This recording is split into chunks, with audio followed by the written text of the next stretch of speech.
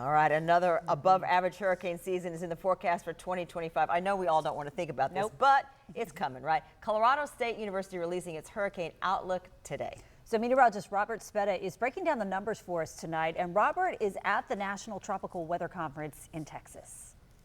An above average hurricane season is in the forecast.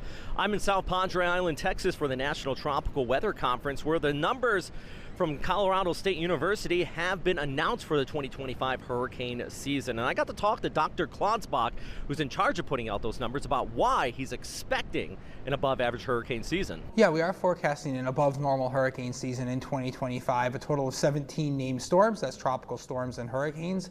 Of those 17, 9 becoming hurricanes. Of those 9, 4 becoming major category 3, 4, 5 hurricanes, winds of 111 miles per hour or greater. That compares with an average season which has about 14 storms, 7 hurricanes, and 3 major hurricanes. So a little bit above the long-term average. And the follow-up question to that is, why are we anticipating an above average season, and what goes into making that forecast? Yeah, so there's 2 primary factors that go into the early April outlook. One is we don't anticipate El Nino this summer and fall. El Nino is warmer than normal water in the central and eastern tropical Pacific.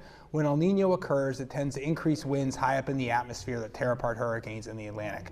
Unfortunately, we don't anticipate those conditions in 2025.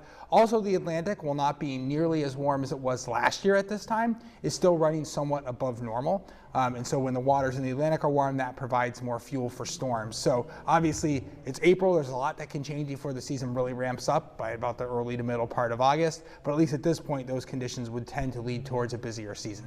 But always remember, it only takes one. In South Padre Island, Texas, I'm meteorologist Robert Speta.